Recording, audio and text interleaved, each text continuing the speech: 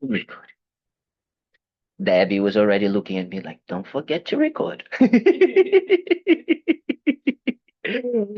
Very nice. Okay, so what are we gonna do today? What are we gonna talk about? Actually, I feel that today is one of the most useful parts of Buddhism, right? Which is dealing with our emotions. Yes. Dealing with our habits. Yes. Dealing with our mind. That's what Buddhism actually is about. Because and I Buddhism for me, when I started to learn about Buddhism, was really interesting. How Dharma for Buddhism for 2,500 years was already talking about something that science was not even there yet. You know, science has a lot of things developed, and it's incredible what we've done. But understanding of the mind, wow, yes. And why is so important for understanding of the mind? Because the mind is the creator of our habits. The mind is the creator of our actions of body, and the mind is the creation of our speech, isn't it? So the mind is the controller of everything. So we need to understand. We really need to try to observe and check. And we don't need to necessarily go so much into Buddhist philosophy to understand it's our lives. Yes? So mind and consciousness, it's everything that happens within ourselves, right? From thoughts, emotions, feelings, sensations, everything, which is our daily lives. Hmm? So you can think about it. So it's 10 a.m. Saturday, Maybe some of you just woke up and came straight here. Maybe some of you have done a lot of things already. But do can you check or perceive how your mind was? You know, what was the state of your mind in between these maybe 2, 3 hours or 4 hours, 5 hours since you've been awake? Do we really kind of like pay attention? Or we are so worried about, oh, I need to go and get that before I go, and then I need to do this, and I need to kind of like, oh yeah, I need to have breakfast. Whoa, I don't have coffee. Oh, I need to remember that after I need to go to Publix to get this and that. Yes, do you understand what I'm talking about? Don't you think that our uh, um, main focus in day-to-day life is on the external aspects, is on the external situations that we are doing in our daily lives, isn't it? Let's face it. Do you recognize what I'm talking about? There's any of you, from the moment you woke up until the moment you sat down here, actually realize, well, maybe, some of you have practices, but you said, oh, wait a minute, I need to create an intention for my day. I need to check how my mind is while I'm doing my breakfast. Oh, what am I actually thinking about the future? What I'm going to do after I go to the teachings today? I haven't even been there. Or something is worrying you about the future, something is like, still heavy about a situation that happened this week, right? It is there, and we are not doing anything sometimes. We're just allowing these mental states to be there and become our day-to-day lives. And as we said, they are the basis in which we decide to actually go to the Buddhist center or go to the beach. The mental state. Yes? So, what we're going to try to do today is really try to understand a little bit more about how these mental states actually evolve. And I'm going to bring a lot of science. I like science. So we're going to watch 4 little videos. Well, not so little. One of them is 7 minutes. But I think it's okay. We're going to survive 7 minutes. So, about science, what science is saying about the mind. Yes, and in relation to emotions. Because if you think about it, emotions are the most strong of these inner situations that happen within ourselves. A thought, we have thousands of thoughts a day. But the emotion is when the thought becomes a little bit more um, concrete, permanent. and we really start to focus on that thought, and then from that thought, emotions come up. Yes? Yes? Is it making sense? Emotions are more enduring than thoughts. Well, no, actually, I'm saying that thoughts create emotion, right? So but emotions are more felt. Yes? They are more Charged. charged and more Embodied. embodied. They are more as superficial level of the mind. Yes? Because of the thoughts, they're just there. We are having lots of thoughts, but many of them don't necessarily create an emotion in our minds. Yes? You're making sense what I'm talking about? Yes. But some of them, and then you notice, right? We're going to see a little video right now, just in a few moments, about that. Thinking, explaining exactly what happens in our brains when a certain emotion comes and come up, and then, right? Yes. So you just hit on the point I wanted to add. What is your perception of the relationship between the brain and the mind? We're going to talk a lot about that today. What is the relationship?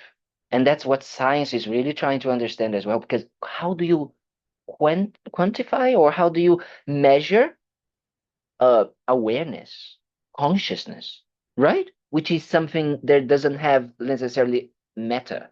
Yes? That's why it's so hard. But what is happening is that the brain in the scientific approach is that it can be changed. Literally, the physical brain can be changed by the mental states that we cultivate. That we call what? That we cultivate. Yeah?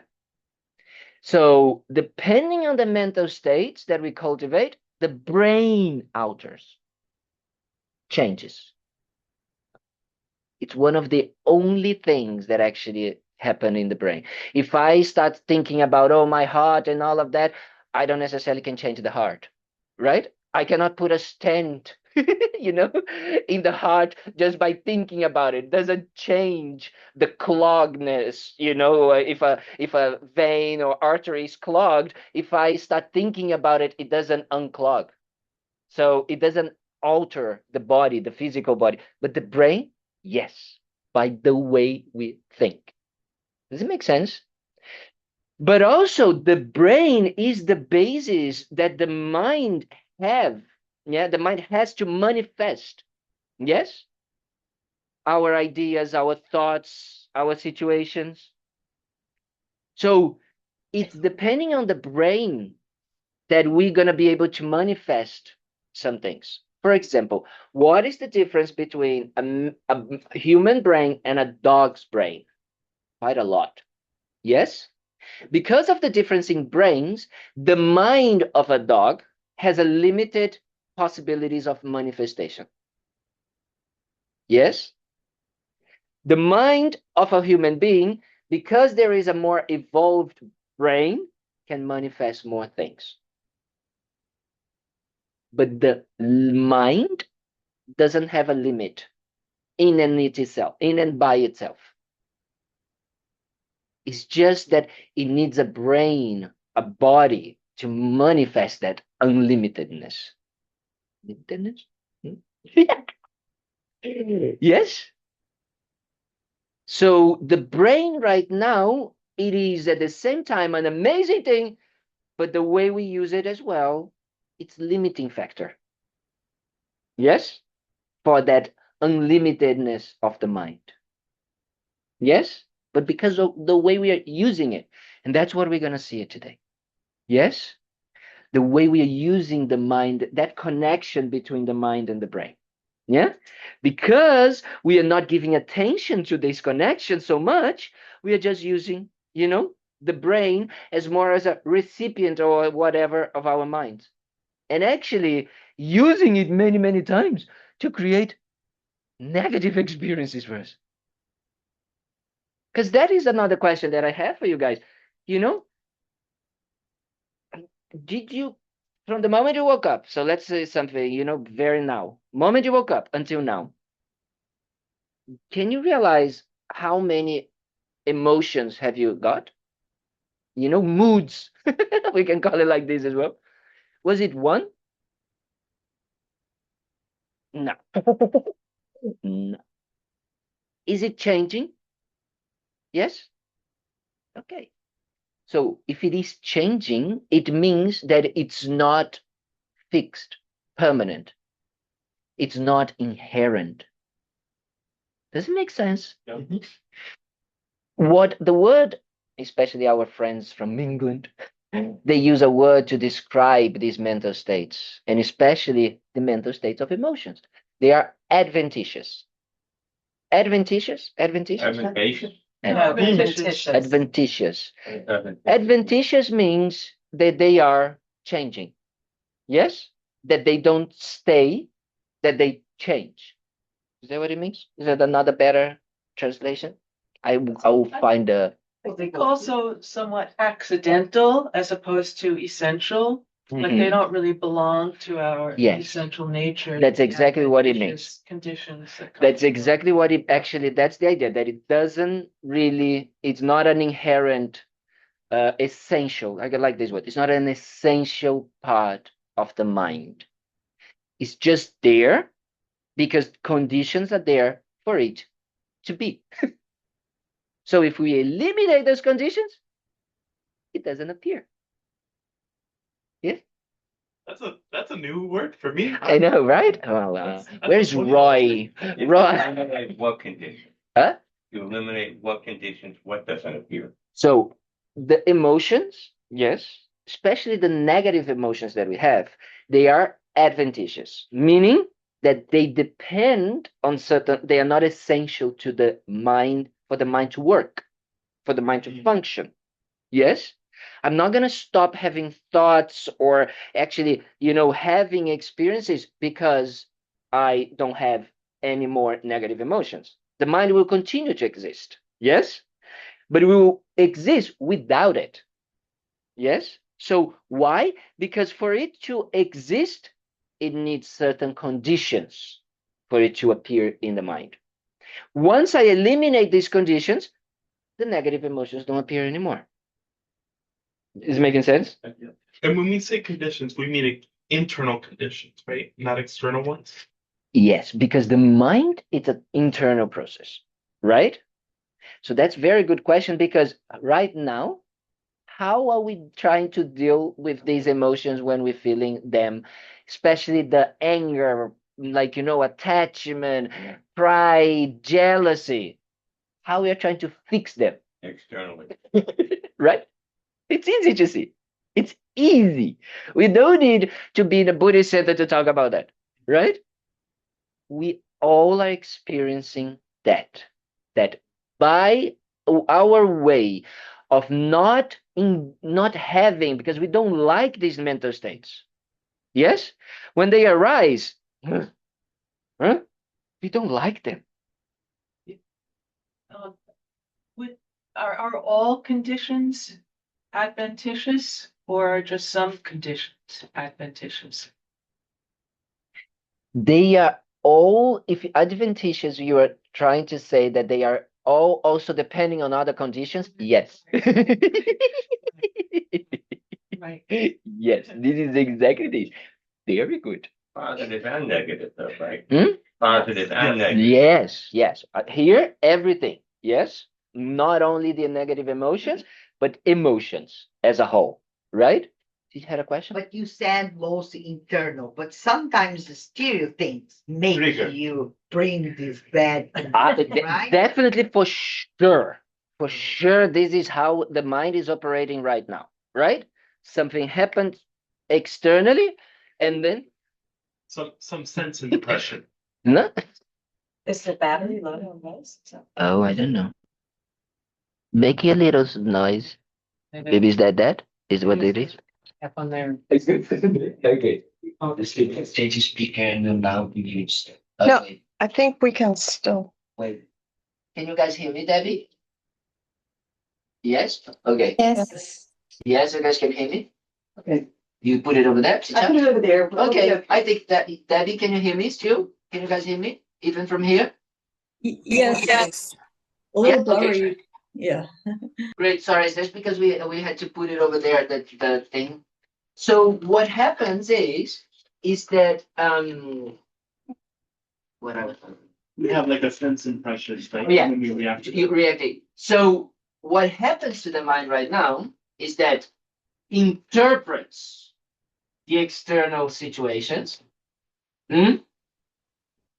Whatever is happening, we are interpreting it, and through this interpretation, we make something triggers. Yeah, but that interpretation, which will decide which type of emotion will come, is completely subjective. Yes. So it means, what does it mean? It means that there is not then something that we can consider negative or something bad. No, no, no, we can't. We can't say something is bad externally, but it will depend on what we are trying to kind of put in that situation as a relative, a causal situation. So, for example, someone, thank you, sweetie. So someone, coming and driving in front of us and boom, like cutting in front of us. Mhm. Yes. From a point of view of safety for ourselves and others, that is considered negative. But it's considered negative in that circumstance and situation.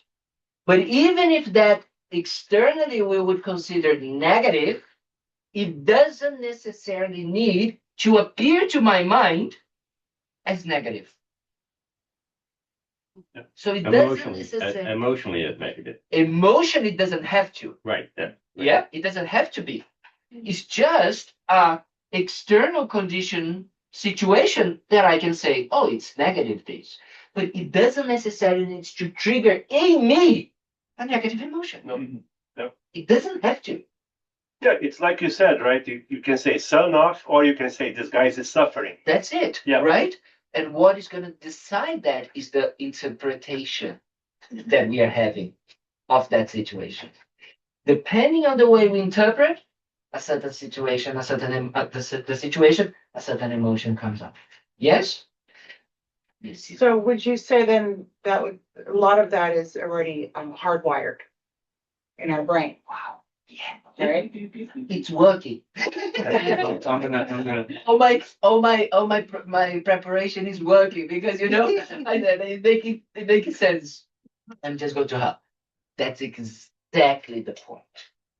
And that hardwiring. Point that we have to start. That's why I said in the beginning to all of you that feel extremely fortunate to be here. Yes? Not because of me, as well, I get it.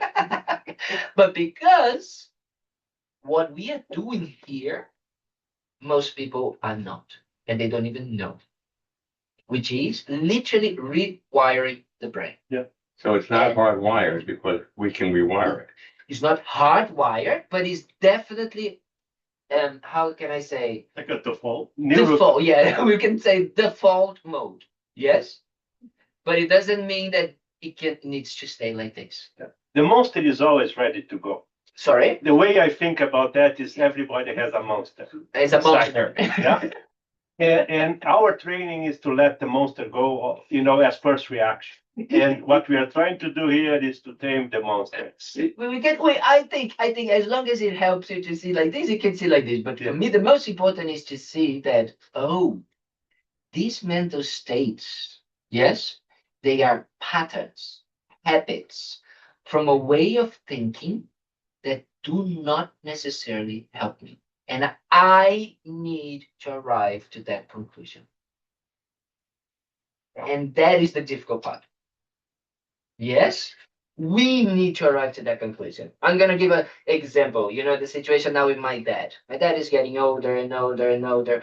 And then, we lost the person who was to take care of the house, cleaning the house and all of that. And then I went to Brazil now a few weeks back. And I said, okay, Dad, how you doing? What do you want to do? And he was, I have just one option, in his mind. So I said, okay, what is the option? I need to go to live with your brother in São Paulo.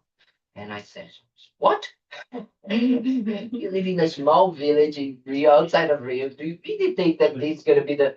And I said, do you really want this? And he said, no. And I said, okay, so let's try to find it, a solution. So then I said, okay, what do we do? Do you want to go to another place? And then he said, no, I want to stay here. So let's create the conditions for you to stay here, right? But my brothers, they had a very strong idea that he should go to a residence where he can have a help and all of that. Then I said, how are you going to make him want to do this? Because if you force someone to do something that they don't see as beneficial, what happens? It becomes negative. Yeah, they're gonna have a bad time. It becomes negative, right? And we can't force others to see something in a positive or negative way. It has to come from them. Is it making sense what I just said? Yeah. Unfortunately. Unfortunately.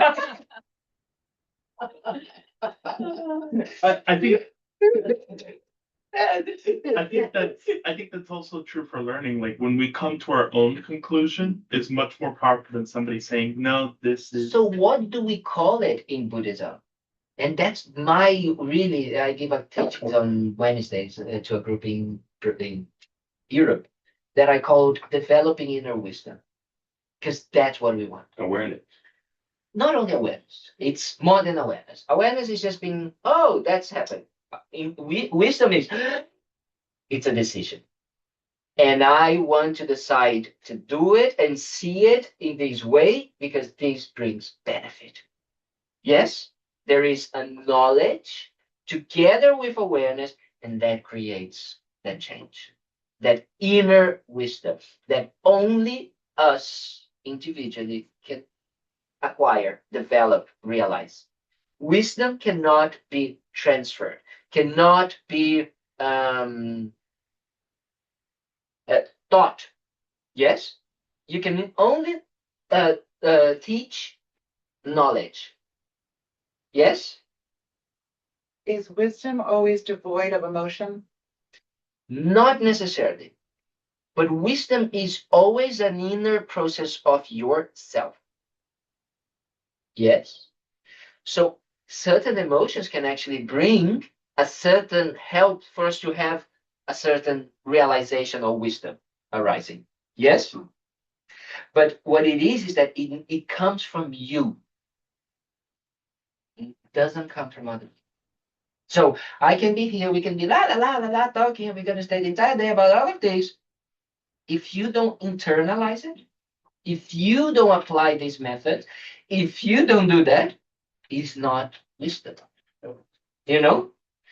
After maybe sometimes like the woman that came on Thursday, extremely smart, Angela. And On the left. Angela on the left. Yes, because it was everybody. We have Angela on the right and Angela on the left. So she was so smart, she could retain so much, right? Yeah. So she could maybe get out of here and repeat everything.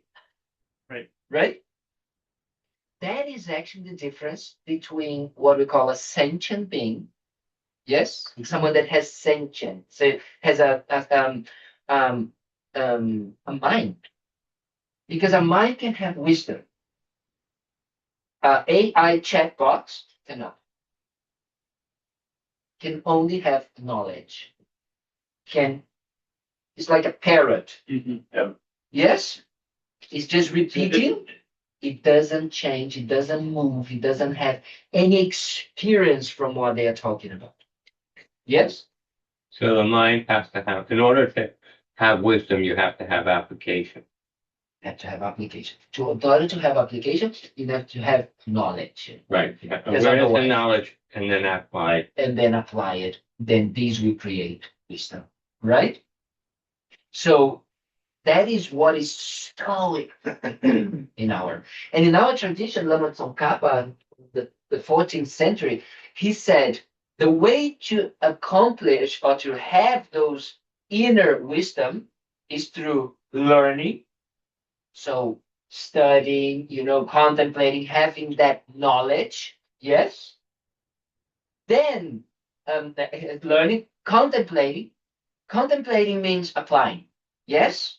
Applying until we have ah, now I understand. Is that enough? No. Why is not enough?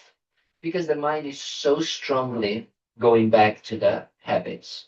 So then we need meditation, which is familiarization or habituation. Meditation comes from after you studied, after you had that insight, yes, that, yes, and it's not enough. You need to familiarize it. You need to make it second nature. Yes? That's what we're going to see now, a video. It's very funny because someone asked me recently about mushrooms. Yes? Like psychedelics. And in Brazil, we have ayahuasca and we have all of these different things. And so many people go for that. Right? And am I saying that they are bad? No. I'm not saying that. I say that they create normally these contemplation, this inner contemplation in a more, excuse me, what did I don't even know if it's this acute? Yeah. Acute. That's what I was thinking. Yeah. Yes.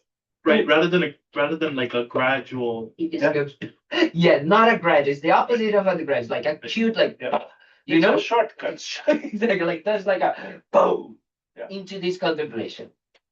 What is the problem with that? What is missing for it to become a wisdom? What is it? What is the point? Application. No, the third point that I just said. The familiarization, that's the repetition. The repetition. The Discipline! I love it. What was it, Nana? There was a discipline that is missing with this big time. Yeah, well, more than discipline, but is actually what we call the familiarization, right? But because why it cannot happen? Because the familiarization, it cannot happen without the knowledge, and the knowledge was missing on the first thing. So it just becomes a big boom without any knowledge and without any familiarization. So after time, it falls apart. Yep. Yes, and it can do the opposite because it's just so strong that then the fall is very strong. So you can feel that you can feel worse. It's an amplifier in either direction. Yes, right? So all of these because of not understanding how the mind works. Yes?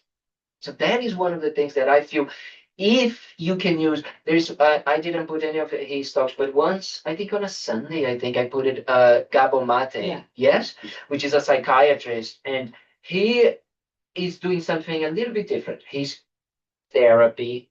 You do therapy for months. So you got the knowledge, you start to understand a bit more, and then you do a very small microdose of Ketamine. or I don't know, much or LSD. I don't know exactly what it is. Ketamine. Yeah. So and then it kind of like it starts to give you a little bit more of insight, but you continue the therapy, right? So then it's a little bit more doable. Yes, that I kind of like I say, okay, this can be a way to train the mind in a more realistic way. Yes, but just going to a 1 weekend ayahuasca retreat and then coming back thinking that everything's gonna be changed. Wow. Actually, I've been seeing the opposite sometimes, right? People going very down afterwards. But that is what the society tells you, right? It's 5 steps or 2 weeks or 1 day, and you get fixed, right? That's it. And that's here. It's a long time. It's a long life practice. Yeah. Nobody said it's easy. Exactly. Nobody said it. It's a long life practice. But guess what? What else you would like to do with your life? Right? It's the best thing. It's the best practice you can have. So we're gonna watch a little video. Let me put that for you. Let me see if you have it over there.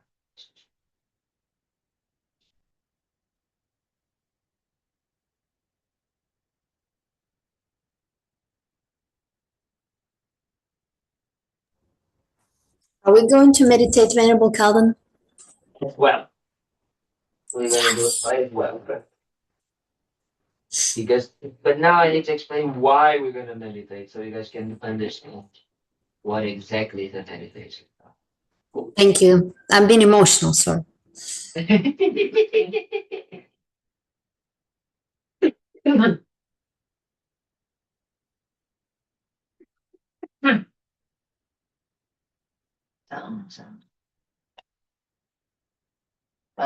I know. I did first as a kid. I did the last time. And there was something here. Yeah.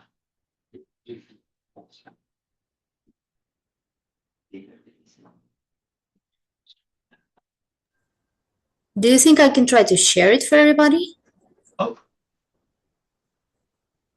Do you want to try to? But then we need to give you a co-host. Let me try from my computer first.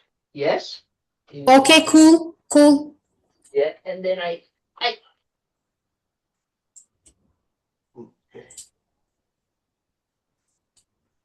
I'm trying in the meantime. It's a little bit slow, but see what I can do. Just to.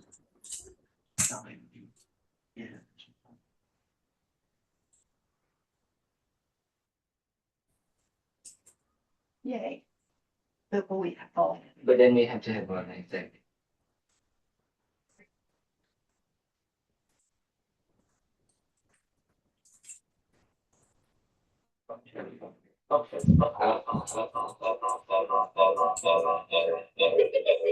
Yeah, that's the echo. The end. Look at my mushrooms. So maybe it can mute Yeah. the center while the video's on.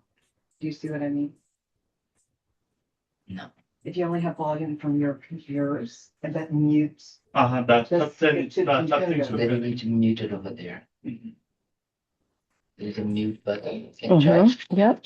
No, on the top.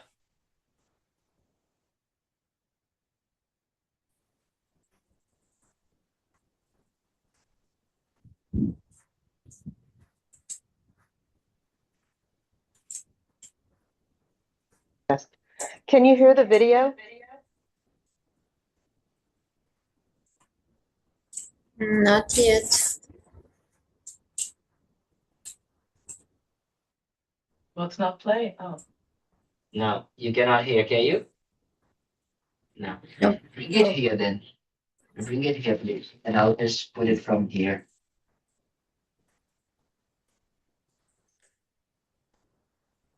Take it here.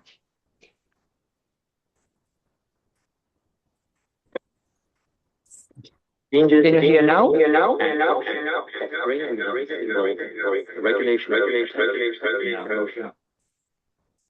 did it No? before.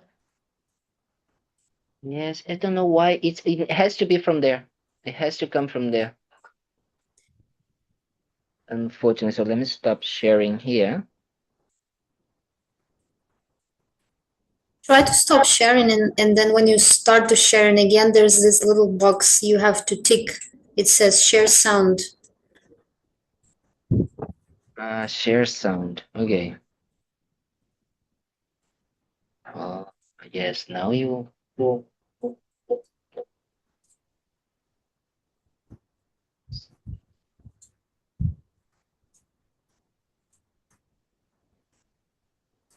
Can you hear now? No. Show consistent activity in Oh, certain now we can. regions. Now we can. Some studies suggest as much as 45% of our time is. Thank you.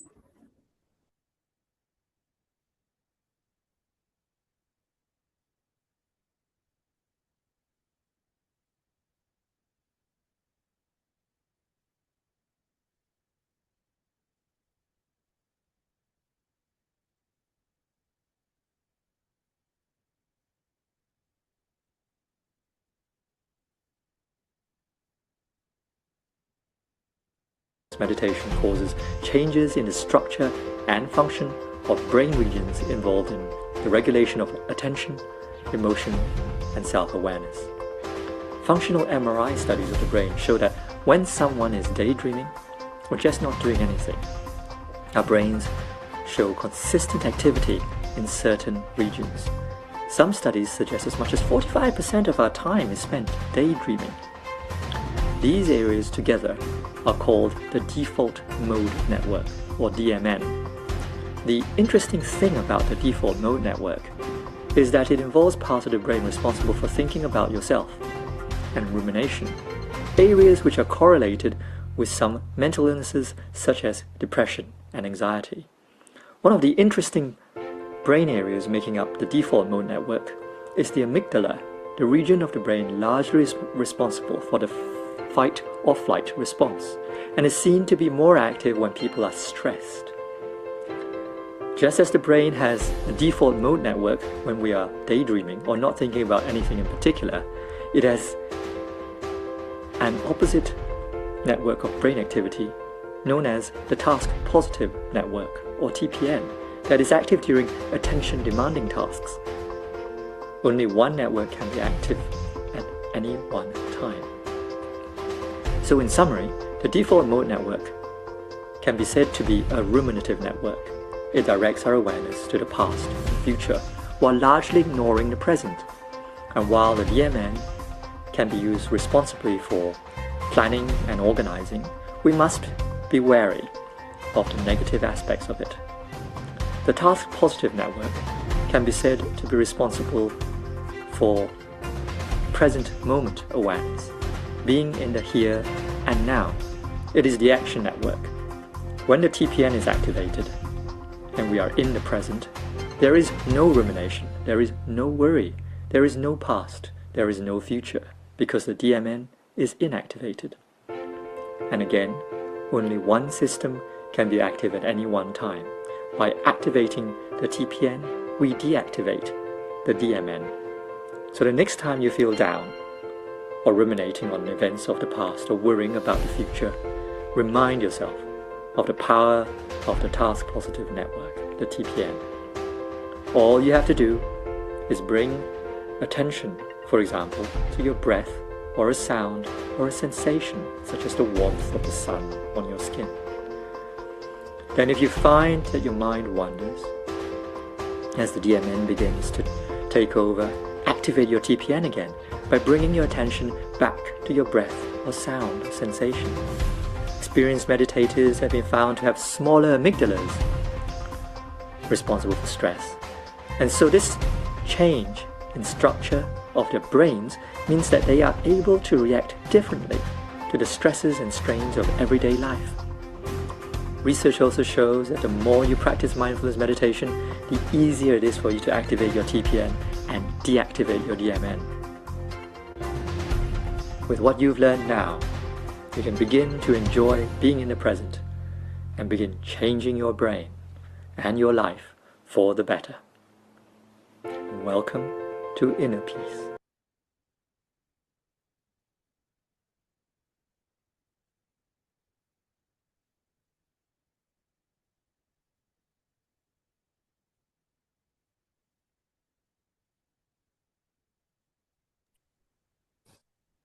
Sorry, we can hear you. Sorry, thank you, dear. Thank you. So there's one concept that I really want us to really stay with us. I think we already understand that we can train, yes, one or the other, but meaning that for this training, something that it says either we can only have one of them active in our minds. One of what? One of these systems, Oh. you know, and to be more precise, we can only have one emotion at a time in our minds. That's what I'm gonna really want us to focus on this today. I'm not saying that they don't change very fast. They do, but on a very scientific level, we are only having one of these active or disactive, active or disactive, and one emotion at a time. The mind cannot cope or cannot how do you say not that Function well. not function is the process, yes, process just one at a time. Okay, But it can very rapidly. can very rapidly, but that is very important to us to understand. Yes, because that's what we want, right? To have as many times as possible the positive or the TPN, or when we're going to talk about today, the positive emotions, those ones, yes, being the central of our mental states. They cannot, it's a little bit when we say like, oh, I was a little bit aware of what was going on. There's no such thing of a little bit aware. Either you are aware or you're not. Yes? Well, it could not be clear what we're aware of, so then it might feel like that is different. Yes. So then, but that means if I'm not clear what I'm aware of, it means that I am not aware of, because awareness would bring that understanding of what I'm aware of. It's a feature of it. That's what it means. I'm aware of, right? So that is very important that we understand. That we really try to bring to mind that in our minds can only stay one at a time. Is that similar to when you say we can't be angry and compassionate at the same time? That's it. That's exactly this. That's exactly it, Debbie. And this is exactly what we're going to talk about today, is that if there is anger, there cannot be compassion. If there is compassion, it cannot have anger. It's either one or the other. As our friend Cindy said, it changes very fast. Yes? Because the default mode is just trying to go back again and again and again and again and again. But it's not what we want. Okay? So, and some of these things, the bad thoughts and everything, is because it's so hard for us to live the present, right? We're always influenced by the past or thinking the future. So we're not in the present. That's what it says, default mode, right? It says that 45% of our time we are doing this. So think about it. We have 12 hours, 24 hours a day is literally almost 12 hours. Out of these, we are 8 hours sleeping, so it doesn't count. So actually, it's almost the amount of time that we are awake, that we are staying awake. Think about that. So, Venerable Colin, I know in Buddhism, there's all these terms. How are you defining awareness? Awareness is kind of like a mind. It's a word that is quite hard because it can define two things. Normally, we can say that one of the features or nature of our mind is awareness. What does it mean? It means that things can appear, that we can be aware of things. And that's true, yes? But being aware of the mind, when I'm saying awareness in this sense, it's actually being intentionally paying attention to which type of mental state we are having, without judging, without changing, without anything. Awareness do not have to be doing something. It just needs to be conscious about the mental state that is there. So a single point. So a single pointed awareness. What does it mean? Because the mind, when we study in Buddhism, there is a very special topic that I love. I always I love, called Lo Rig. Lo means mind, and Rig means mental factors. Mind and mental factors, mind and awareness sometimes it's translated, and it explains in such a specific details the mind, how the mind actually works, right? And it talks about that we have 6 types of awareness or 6 types of consciousness, yes? And this, like the taste, sound, smell, hearing, touching, and the mental awareness. So being aware of your mental states, right? So this is, but then it says that each moment of this mental state has certain mental factors that compose our experiences. Yes? Remember that I talk a lot about intention. I'm always talking about intention. Intention as ever present, we call mental factor, means it's always there. There's always intention. Even when we are sleeping, the intention is there. Why? Because how? Because I'm not thinking of my intention, but it's coming from the previous moment. If you don't direct the intention that will come is going to come from the previous mode, the autopilot, the default mode. Is it making sense? Yeah. That's why I said, be careful what you think and what type of intention you have before you go to sleep, because you're going to nurture their intention for 6, 7, 8 hours. So don't watch, scary movies before going to bed, right? Because it's there, it's always there.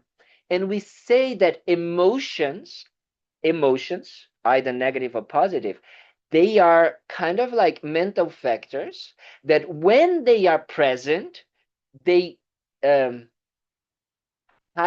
I'm going to put like this, the entire mental experience. You become that emotion. Yes, we can say that. The mind becomes the emotion. Right.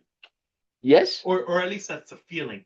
That we feel like we're but more than the feeling, it's actually what is really happening. Yeah. It's painting everything. Yes? So that is where, and awareness is also one of these ever-existing mental factors. It's always there, but it doesn't necessarily mean that we are using it consciously. Yes, that we are actually putting and say, that's what is happening in our minds. It doesn't necessarily that it is. Like intention. It's always there, but I'm not necessarily paying attention to my intention. That's why we are always starting and saying, okay, let's check our intention before we start. Okay, why are we doing here? What are we doing here? Yes? Intention. It's one of these. Does it make sense?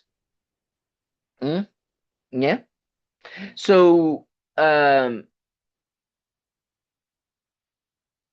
wanted to do a little exercise. Do you guys have paper? Pen and paper? Can you get some over there, please? People at home as well, please. Or you can use the computer as well, if you're in the computer. Yeah? There's paper in the printer.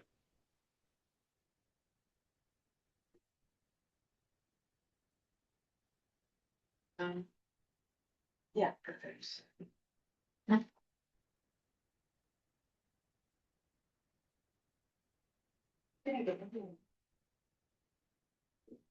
We need to pass you. Make sure they work. Oh yeah, make sure that they work this. Anybody need paper? Oh, yeah, Rebecca, so I think you're gonna hand these in. I'm gonna I use just go. the. We're gonna hand them in? Are we giving them to you? No. So it doesn't need to. Are you grading them? Exactly. I'm gonna grade to see who's paying attention. The gold stars are in the drawer. Exactly.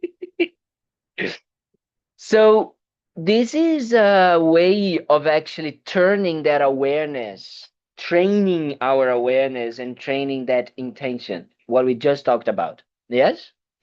So you're just gonna try to write that. Yeah. Are you saying awareness and intention are the same thing? No. Two separate Two separate things. But what we're gonna do now, this exercise, is to train both. Okay? Is to train both things. No, very good. So it's almost like a journaling. Journaling, yes. Journaling helps, and it is good because it brings a little bit of that. That's what.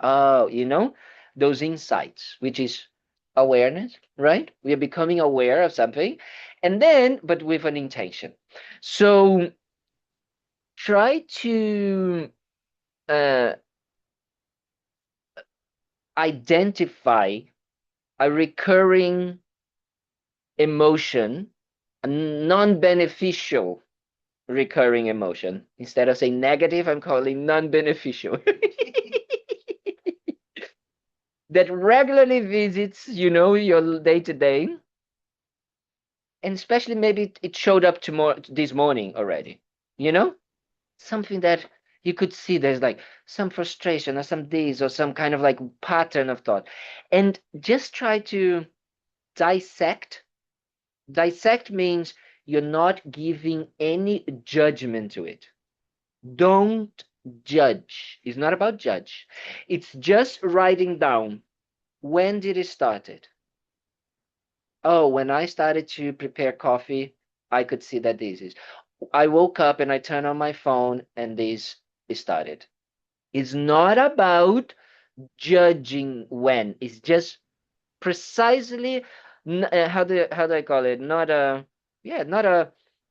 judging, not fixing, no advising, no wrong, just mathematically, objectively saying, observing. It happened. It started this way. What are the physical sensations that came with it? Yes. When did it kind of like became more intense? Yes. And how did it fade away? Does it make sense? People at home as well? Mm, Yes, Joanna. I'm sorry. No, please, don't be. Again, me again. Me again. Good. So, when you said think about an emotion, um, will will judging be an like judging something will be an Yes, yeah, emotion? yeah, yeah, yeah. Definitely could be an emotion. Yes, especially if you're judging with a negative way. You Okay, know, if you're thank kind you. of like, this person did that again, and there's a judgment in these way. Yes. But just a way of thinking you have about someone. For example, Yeah. Yeah, it can be see, criticism. Let's say criticizing. criticism. Yes, very good. You can be, but Thank you. just try to be um objective witness of it. Yeah. Mm.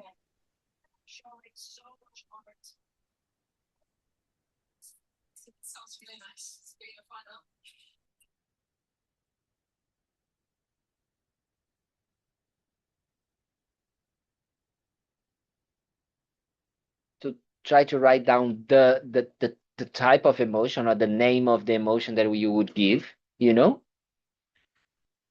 and then when did it started? Were you aware, or can you? When I was born.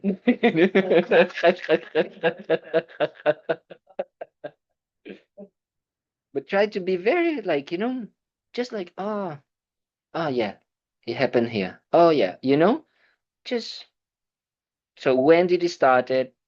What type of physical sensations you could um connect, you know? Oh, I could see that I was a bit like, like feeling a chest, or whatever it is.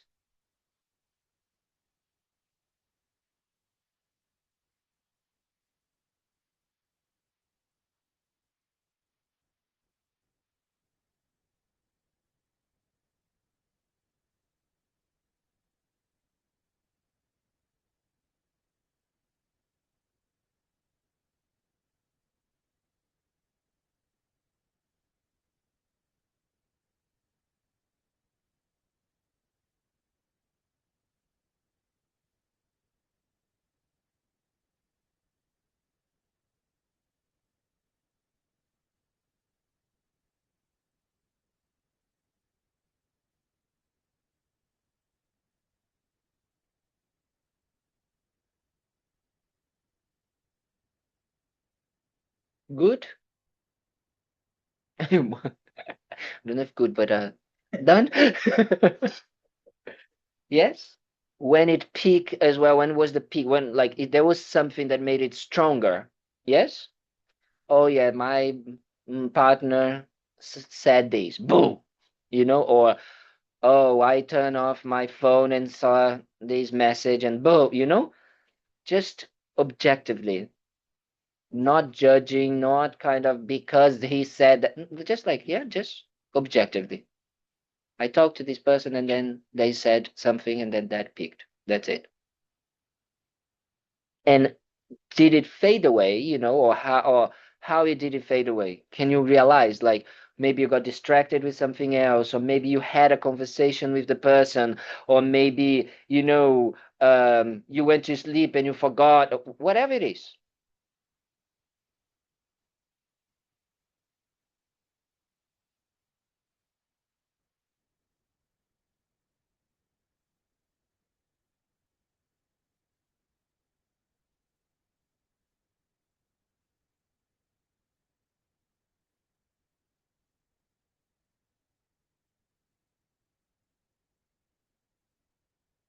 Yes.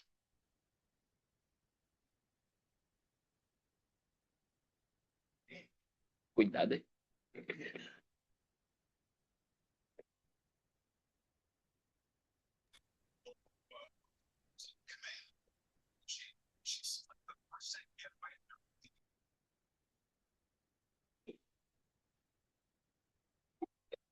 Okay, done? Okay, so now we're gonna do a very short meditation, okay? But using this, yes? Using whatever you wrote down, okay?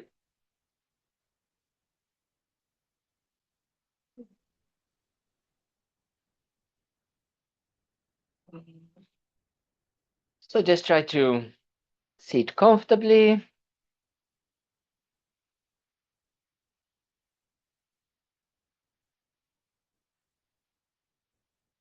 Letting your body arrive on the chair, the cushion, the sofa, whatever you are.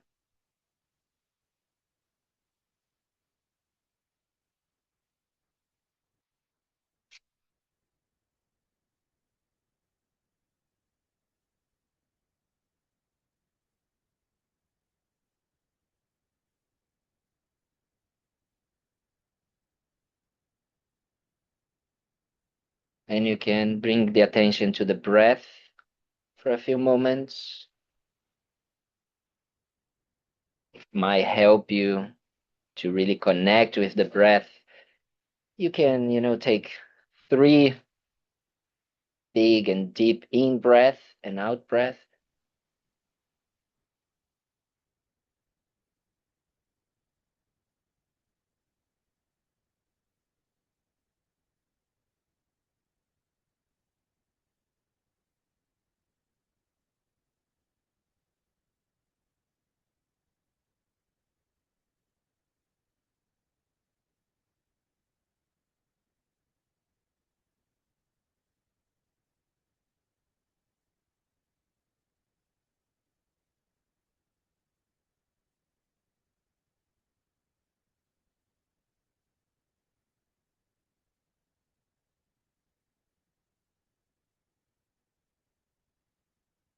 And now try to bring to mind the emotion that you wrote down.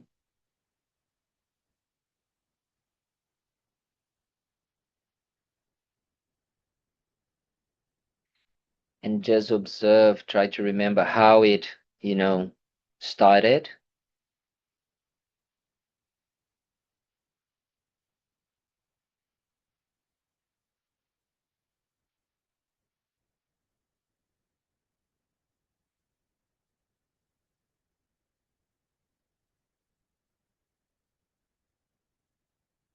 And also remember how it created maybe a body reaction,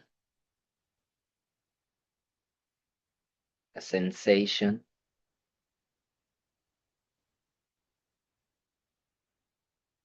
Try to remember that.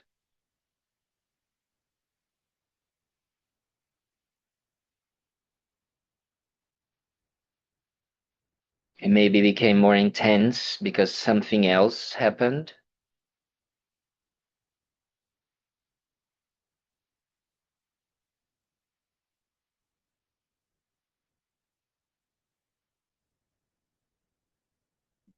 And maybe that made you act, say, or even think in a certain way.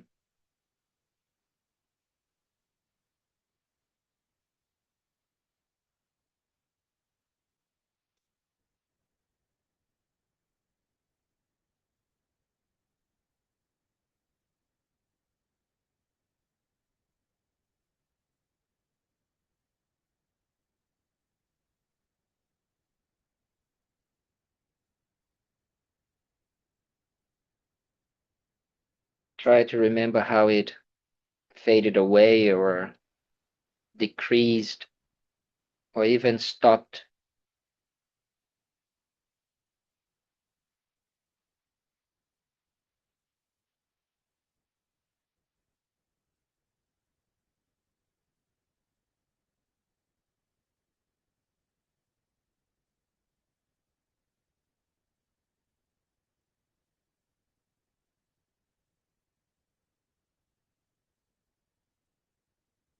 So this exercise that we did proved to us that these emotions, they are adventitious, that they are not fixed, they are not a fixed part of ourselves.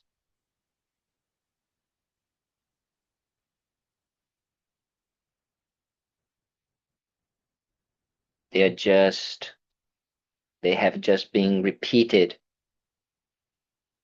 again and again.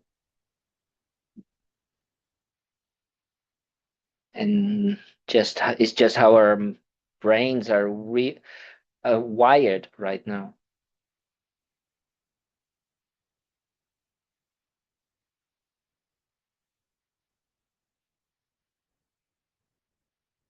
So in the same way, by repetition, using different techniques, we can change them.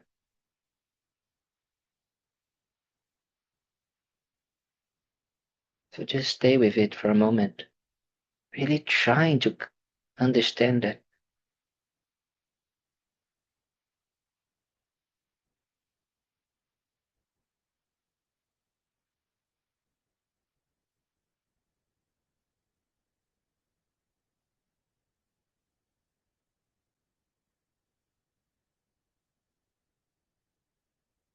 And just for a moment, try to imagine how it would feel to be free of these emotions that come, stay, make a mess, and go away. How would it be?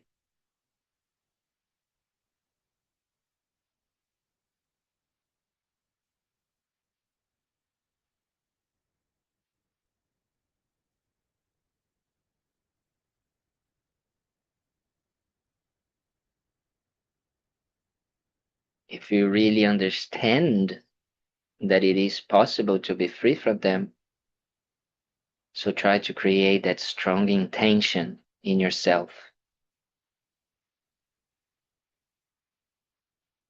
to want to rewire your brain, train your mind to be free from them.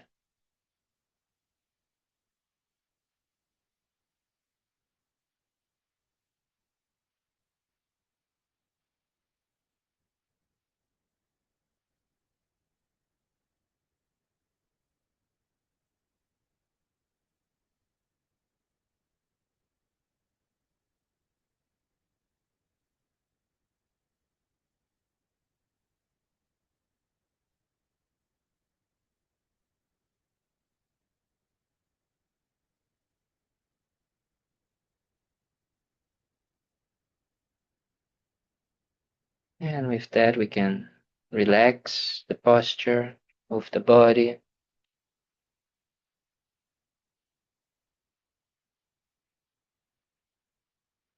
Open Open the eyes.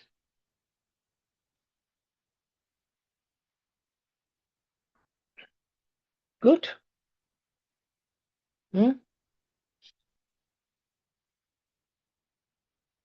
So we did a few things here quite special, huh? We actually used the 3 types. We learned, we contemplated, and we just meditated with it. So now wisdom, boom.